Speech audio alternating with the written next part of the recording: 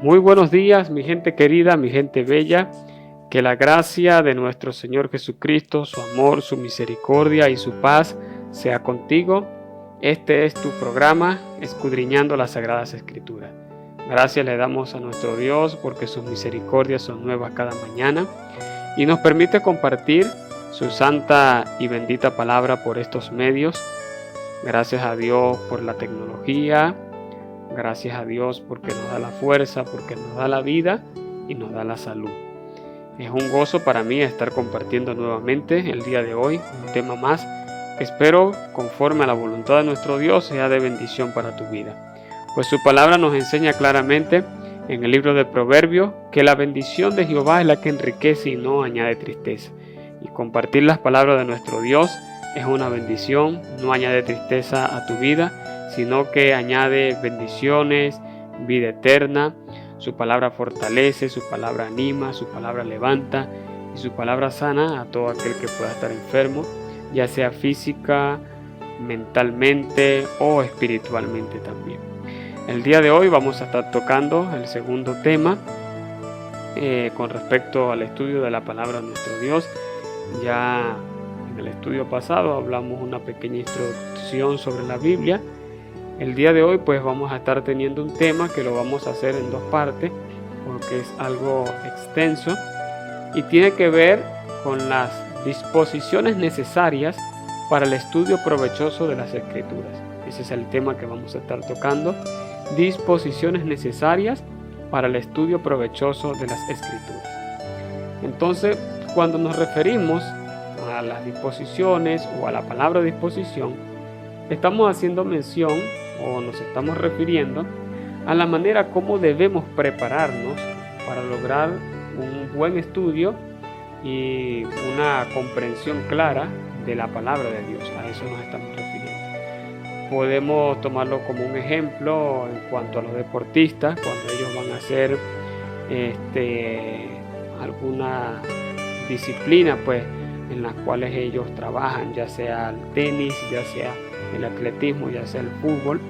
Usted puede notar que muchos de estos atletas hacen una previa preparación, lo que tiene que ver con el calentamiento físico, o incluso la preparación mental también tiene que ver con esto. Como que ir preparando el cuerpo para el desempeño físico que les toca. Entonces van preparándose no solo mentalmente, sino también físicamente, comienzan a hacer sus estiramientos, sus calentamientos. Pues si un atleta se salta cada uno de estos pasos, que aunque parecen insignificantes, el desenvolvimiento o el desarrollo de la actividad física que van a hacer se les haría un poco más difícil. Estarían propensos a sufrir lesiones y estarían propensos a no tener el mismo rendimiento como cuando entran en calor antes de dicha actividad. Esto, hace que nuestro organismo mande la cantidad de oxígeno necesaria para los músculos, nuestro cuerpo se prepara rápidamente, es decir, entra totalmente diferente, como que si nuestro cuerpo estuviera frío. Entonces, cuando entendemos cada una de estas cosas que hacen los atletas, podemos llevarlo de la misma manera como referencia a lo que es el estudio de la palabra de nuestro Dios. Debemos de recordar que, aunque no es un libro similar a los libros de la ciencia humana, de igual manera uno debe estar preparado en muchas cosas. Por ejemplo, para un estudio mucho más adelante, que va a ser un poco más intenso o va a ser un poco más profundo, que tiene que ver con la parte de la gramática, de la ortografía y de cada una de esas figuras literarias que se utilizan en la palabra del Señor. Es necesario pues conocer ciertos aspectos que nos van a ayudar a tener una mejor disposición para el estudio de la palabra. Entonces, si nosotros desconocemos los puntos, las comas, que son los signos de puntuación que se conocen en la parte de la ortografía, nosotros leeríamos de corrido y haríamos de la interpretación de la escritura un desastre. Pues de la misma manera, al momento de yo estudiar la palabra de nuestro Dios, hay ciertos aspectos que no le podemos pasar por alto. Debemos de tener tranquilidad, debemos de desconectar desconectarnos por lo menos de otras obligaciones, porque difícilmente pues nuestra mente y nuestro cuerpo y aún nuestro espíritu estaría plenamente conectado con las cosas de Dios, porque estaríamos preocupados pensando en el trabajo, pensando en la deuda o en cualquier otra cosa, y esto afectaría el estudio de la palabra, porque leeríamos la Biblia sencillamente como una lectura más, pero nuestra mente estaría totalmente desconectada. Entonces es importante que entendamos que para estudiar la palabra de nuestro Señor Jesucristo necesitamos tener una disposición correcta. Necesitamos no saltarnos cada uno de estos aspectos para que el provecho sea lo mejor posible asimilado por cada uno de nosotros, no solamente nuestra mente, sino también nuestro espíritu, pues debemos de tener también en consideración que estudiar la Biblia como un libro más sería prácticamente llenar nuestra mente de un conocimiento intelectual, y no podemos hacerlo de esta manera. Podemos notar que Nicodemo, cuando Jesús habla con él, era un hombre que tenía un conocimiento extenso sobre la ley de Dios, mas sin embargo, cuando Jesús le comenzó a hablar sobre los misterios del reino, el hombre quedó totalmente pasmado y sorprendido, tanto así que llegó a malinterpretar las palabras de nuestro Señor Jesucristo, dando a entender que cómo es que era posible que el hombre, ya siendo viejo, volviese a entrar nuevamente al vientre de su madre para nacer de nuevo. Entonces esto nos da a entender que había una disposición totalmente distorsionada, por lo tanto no había aprovechado el misterio o lo que Jesús le estaba enseñando. Así que para ello vamos a estudiar cada una de estas disposiciones. Puedes anotarlas, puedes tenerlas allí presentes, y estoy completamente seguro que van a ser de beneficio para tu vida espiritual. Tenemos como primer punto, en cuanto a las disposiciones necesarias para el estudio provechoso de las Sagradas Escrituras, que necesitamos tener un espíritu respetuoso. Así como lo escuchas, necesitamos tener un espíritu respetuoso. El respeto, pues, según la Biblia, podemos asemejarlo al temor o a la reverencia. Es decir, tener consideración que la palabra o la instrucción que estoy leyendo es para mi bien, y que su autor sencillamente es nuestro Dios, el creador de todas las cosas. Por lo tanto, por ser el autor de la Biblia, merece respeto, merece ser tomado en consideración cada uno de los consejos que Él nos está presentando. Esto nos recuerda lo que dice el libro de Deuteronomio en cierto pasaje, que Dios pone delante de nosotros la vida y la muerte, el bien y el mal. Entonces está en nosotros escoger qué queremos, no solamente para nuestras vidas, sino también para nuestra familia y aún para las personas que nos rodean.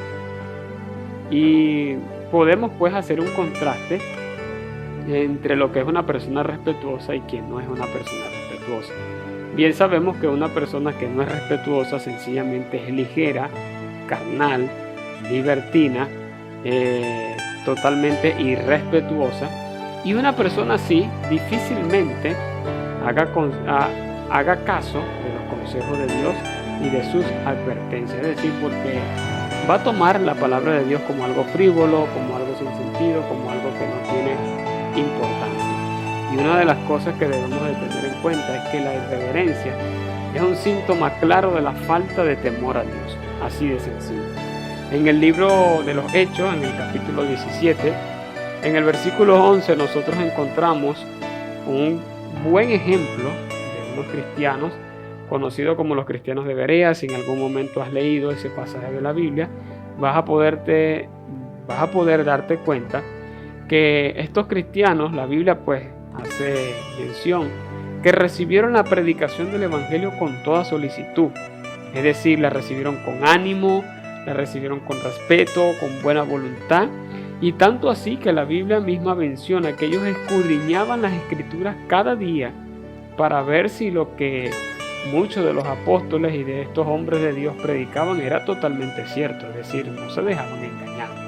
Más sin embargo, encontramos un contraste en ese mismo capítulo de Hechos, en el capítulo 17, que había un grupo de judíos que habitaban en Tesalónica, la Biblia pues menciona que estos se llenaron de ira y buscaron a hombres ociosos y malos y provocaron un gran alboroto. Entonces vemos un contraste totalmente diferente. Un grupo de cristianos que recibieron la palabra con gozo y con respeto, la tuvieron en consideración. Mas sin embargo hubo una gran cantidad de judíos que se molestaron, se airaron, se dejaron llevar por la ira y respetaron la palabra de Dios y comenzaron a buscar hombres malos que provocaran un desastre, que provocaran, por así decirlo, una pelea civil. Y si sigues leyendo pues en ese mismo capítulo del libro de los Hechos, la Biblia pues hace referencia que cuando Pablo y Silas anunciaban el evangelio en la ciudad de Berea, ellos fueron a tener para aquel lugar. Dice la Biblia pues que fueron y alborotaron las multitudes con el fin de oponerse al mensaje de salvación de nuestro Señor Jesucristo. Entonces nos damos cuenta que aún en la misma historia cristiana, en sus inicios, en cuanto al crecimiento de la iglesia, hubo personas pues que sí recibieron la palabra con respeto, con ánimo voluntario, mas sin embargo hubo una parte de la población que no les gustaba, al contrario, apedrearon a algunos de los apóstoles, a otros los mataron, a otros los pusieron presos. O sea, hubo una gran persecución. Y esto pues nos recuerda a lo que también nos enseña la palabra de nuestro Dios en el libro de Juan, en el capítulo número 3, después de aquel famoso texto de Juan 3:16. La Biblia nos hace referencia a que los hombres, porque no amaron la luz, sino que amaron las tinieblas, pues se escondieron en las tinieblas para que no les resplandeciera la luz del evangelio. En este punto quisiera mencionar en el libro de Santiago, en el capítulo 2, versículo 19, un texto pues que tiene que ver con el respeto hacia la palabra de nuestro Dios. Lo estoy buscando por acá.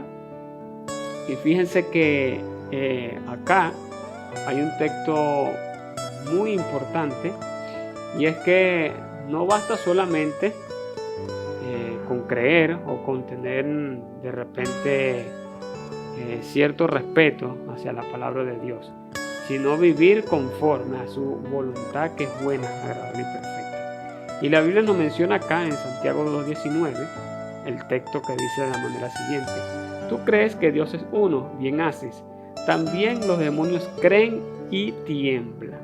Entonces no basta solamente con creer que Dios existe, que su palabra trae bendición para nosotros, porque la palabra respeto o espíritu respetuoso significa que si yo respeto a Dios, procuro obedecer lo que me dice su palabra.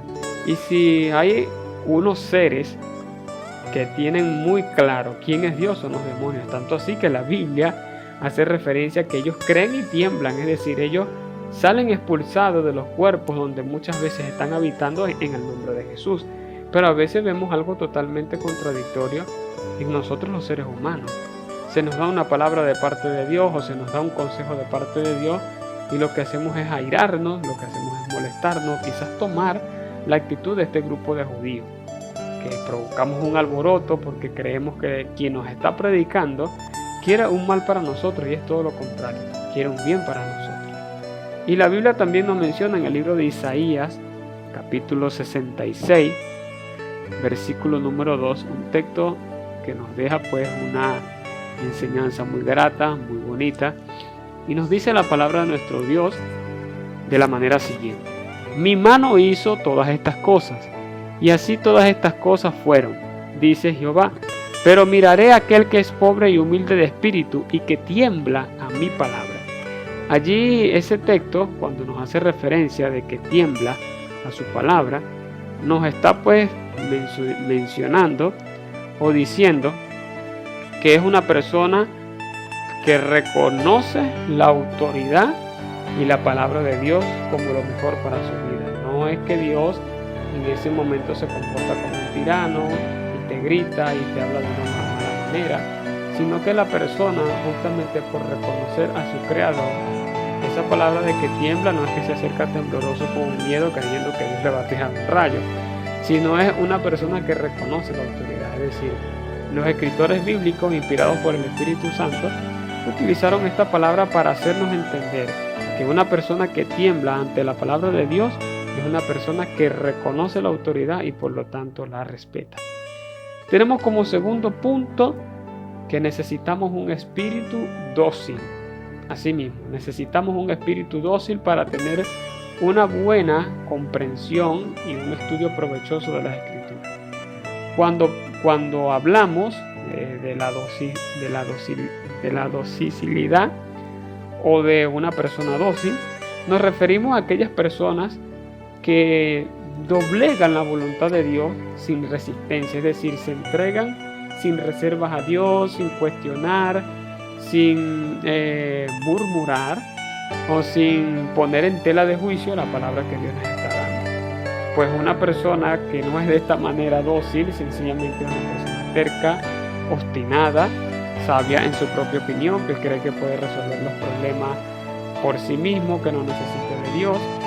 Y una persona así soberbia difícilmente, escucha bien, difícilmente podrá percibir o entender las cosas espirituales que Dios quiere enseñarle. Porque cuando el hombre se vuelve sabio en su propia opinión o cree que por su propia fuerza puede resolver sus problemas, entonces le está diciendo a Dios, no te necesito. Por lo tanto, no es una persona que acepta la voluntad de Dios, sino que lo único que acepta es lo que cree que él mismo puede hacer. Así que la docilidad podemos referirla a la humildad.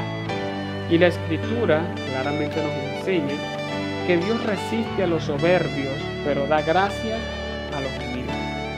Por ello es de suma importancia que al momento de que nosotros estudiemos la palabra de nuestro Dios, debamos sacrificar nuestros deseos, nuestras ideas preconcebidas y cualquier argumento para que la palabra de nuestro Dios pueda fluir en nosotros como ríos de agua viva. Es decir, no puedo acercarme a estudiar la palabra de Dios con mi propio pensamiento, con mi propia racionalidad, aunque no la vamos a dejar a un lado, pero no nos podemos apoyar en nuestra propia prudencia para estudiar un libro tan santo, tan puro, y que necesitamos al Espíritu de Dios para poderlo entender. Esto no es un libro de matemáticas, no es un libro de geografía, no es un libro de teoremas, es la palabra de Dios que contiene el plan de salvación para con el hombre, y la única manera de poderlo entender es acercándonos a Dios, pues separado de Él nosotros no podemos hacer nada. Y cuando nosotros carecemos de ser dóciles, se nos hace difícil que podamos gozar una comunión viva con Dios y podamos, y esto incluso trae consecuencias sobre nuestras vidas, así como las vivió el pueblo de Israel que vivió en el desierto a causa de su dura sed. Si recuerda que hace un momento leí el pasaje de Isaías 66, capítulo 2, allí podemos tomar otra referencia para este mismo punto. Y fíjate que allí en el texto dice, pero miraré a aquel que es pobre y humilde de espíritu. Esa palabra, pobre, no está hablando de una persona que no tiene una buena remuneración económica o un buen estatus social. Esto lo podemos asemejar con la palabra que Jesús habló en Mateo capítulo 5 versículo 3, cuando él dijo, bienaventurados los pobres de espíritu, porque de ellos es el reino de los cielos.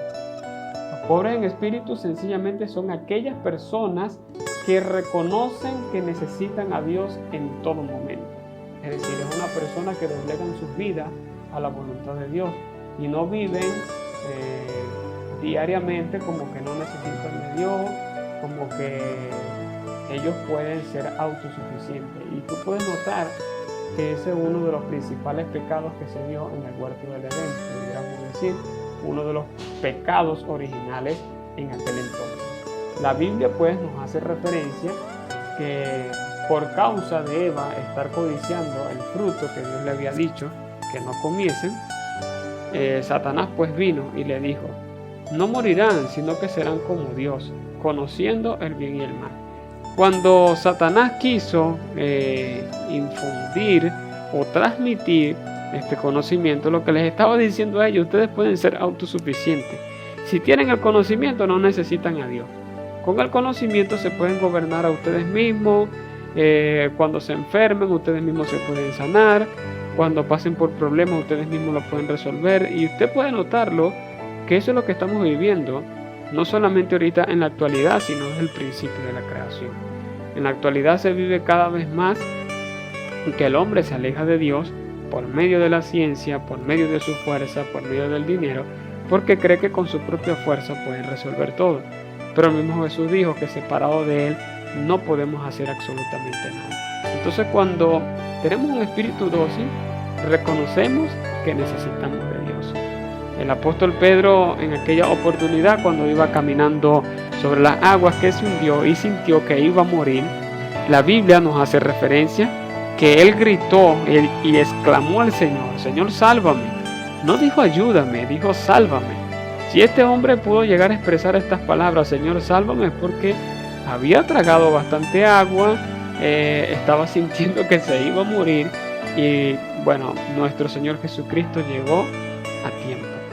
El tercer punto que tenemos para la disposición correcta y necesaria para el estudio provechoso de las Escrituras es el siguiente, y es que es necesario ser amante de la verdad, o es preciso ser amante de la verdad. Y bueno, quienes estudiamos la palabra de Dios y quienes lo hacen, es necesario que tengan un corazón deseoso por conocer la verdad. Pues Jesús mismo nos enseñó en una oportunidad: y conoceréis la verdad, y la verdad os hará libre. Ese texto o esa expresión está en el libro de Juan, capítulo 8, versículo 32. Y este texto pues nos enseña algo muy valioso, y es que el ser intelectuales o el tener mucho conocimiento en algunas cosas no nos garantiza que estemos caminando en la verdad, porque hay muchos argumentos filosóficos que aparentemente tienen una verdad, no nos enseñan la verdad. Aparentemente lo que Satanás le dijo a Eva en el huerto del Edén parecía que era una verdad, cuando le dijo no morirán. O sea, esa insinuación, lo que Satanás pues estaba diciendo es que mira, Dios es un mentiroso, Dios no les dijo las cosas como eran. Y fue tan efectivo el veneno de Satanás surtido en la vida de Eva, que no se dio cuenta que Satanás estaba poniendo en tela de juicio las palabras de Dios, del mismo Creador, y se dejó engañar. Por eso la Biblia nos hace referencia que la que fue engañada y la que incurrió en transgresión fue Eva. Entonces nos damos cuenta que Satanás se disfraza como ángel de luz y presenta una aparente verdad, pero sencillamente es una mentira disfrazada. Y allí es donde está el engaño. Cuando él se acerca a Jesús en la tentación, le presentó aparentemente 3 verdades, pero no era así. Una de ellas es cuando le dice que lo llevó al pináculo del templo y le dijo: tírate allá abajo, porque escrito está: a sus ángeles mandará para que tus pies no tropiecen en piedra. ¿Era una verdad? Sí, porque lo dice el Salmo 91. Pero había un engaño, es decir, utilizó la misma palabra que es la verdad como un engaño para que el Señor Jesús tentara a Dios. Y la Biblia dice pues que Jesús le respondió: no tentarás al Señor tu Dios. Y nosotros podemos darnos cuenta que los fariseos y los escribas y los intérpretes de la ley, aunque conocían las Escrituras, su corazón estaba lejos de Dios. Ellos sencillamente se habían comportado como unos niños que tienen unos juegos de tacos o tienen unos juegos de rompecabezas o de Lego o de construcción, y creyeron que porque lo tenían eso era suficiente. Pero no es así, pues ellos, aunque tenían la escritura de Dios, que es el mensaje de Dios al hombre para que encuentre la salvación, no amaban la verdad. Tenían su corazón distraído, tenían su corazón inclinado hacia las cosas materiales, hacia el dinero, hacia sus propias tradiciones. Y por eso Jesús se los dijo en muchas oportunidades: ustedes invalidan la ley de Dios por vuestras tradiciones. Así que el hombre, en su naturaleza pecaminosa, no posee la cualidad de abrazar la verdad. Al contrario, huye de la verdad, se esconde en las tinieblas y abraza con facilidad el error. Así de sencillo. Usted puede notar que durante toda la historia de la humanidad, esos grandes gobiernos que han existido en el mundo, en distintas naciones, siempre han tenido una cualidad, y la cualidad es que muchos de esos gobiernos y de esos imperios o de estos hombres que se han convertido en tiranos o en dictadores, siempre han levantado su gobierno por medio de la mentira. Y son muchos los que han seguido esa mentira.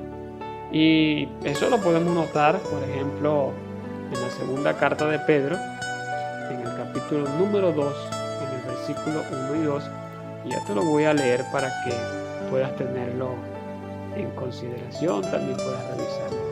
Segunda carta de Pedro, capítulo 2, versículo del 1 al 2, y nos dice así: Pero hubo también falsos profetas entre el pueblo, como habrá entre vosotros falsos maestros, que introducirán encubiertamente herejías destructoras y aún negarán al Señor que los rescató, atrayendo sobre sí mismo destrucción repentina.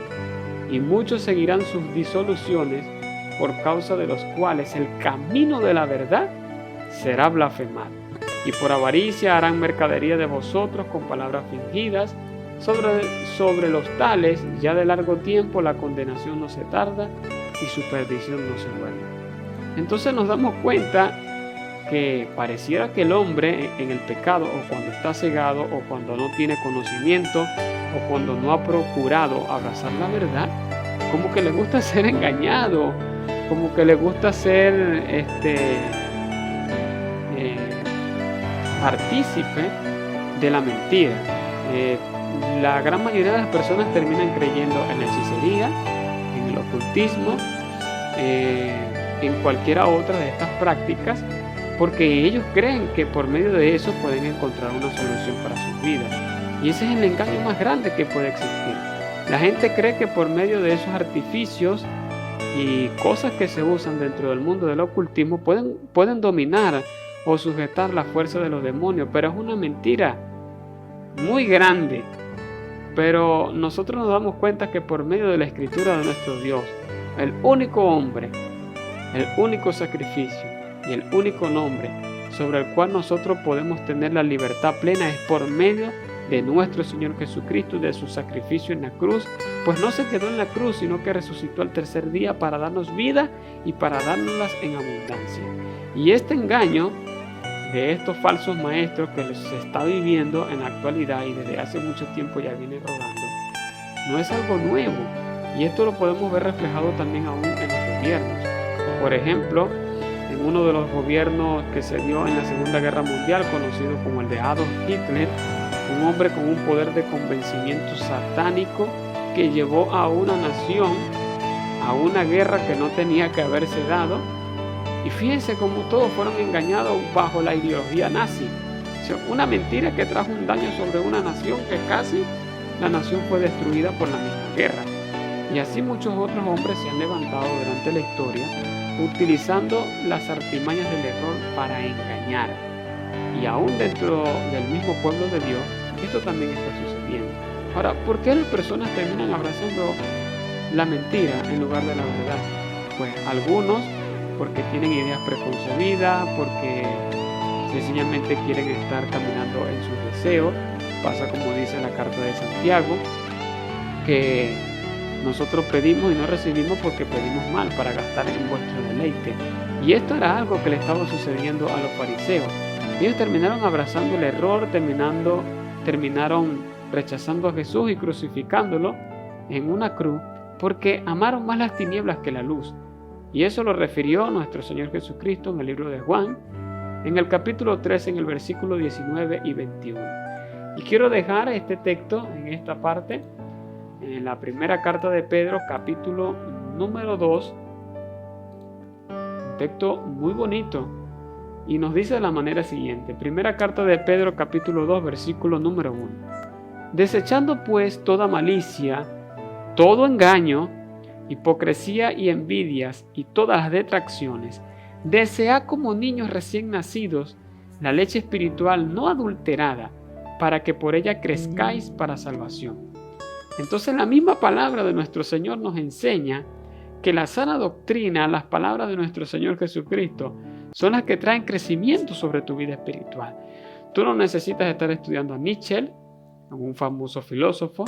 Tú no necesitas estar estudiando a Engels o las doctrinas de Marx. Tú no necesitas estar estudiando las doctrinas de Sigmund Freud. No necesitas estar estudiando la filosofía de Confucio. No necesitas estar estudiando las enseñanzas de Buda o las enseñanzas del Tripitaka de Veda. No necesitas estar estudiando cada una de estas ideologías y doctrinas humanas que se han levantado durante mucho tiempo para creer que eso va a traer libertad sobre tu vida, sobre tu moral o sobre tu familia. Necesitas estudiar la palabra de Dios y abrazar la verdad, porque aunque estos enunciados que dieron estos hombres en algún momento de la historia aparentemente son buenos, en realidad no es así. Sencillamente son palabras huecas y vacías que no han traído solución sobre la vida del hombre. Porque el problema del hombre no es mental ni emocional. El problema del hombre siempre radica desde la parte espiritual. Desde que el hombre pecó hasta el día de hoy, ha estado a espaldas a Dios. Pero para eso vino nuestro Señor Jesucristo, para deshacer las obras del diablo y para reconstruir el puente que se rompió en el huerto del Edén por causa del pecado. Por eso es que por el único que podemos tener acceso a la presencia de nuestro Dios y entrar confiadamente ante el trono de la gracia para hallar oportuno socorro es por medio de nuestro Señor Jesucristo.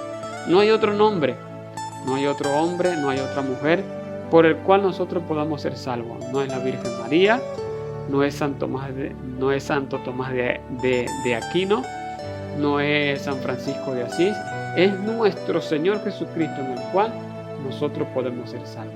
Así que es necesario que deseches la malicia, deseches el engaño y procures crecer en la Santa Escritura y en la Santa Palabra de nuestro Dios, y que nos ha dejado a su Espíritu Santo para que nos guíe a toda verdad, para que no seamos engañados.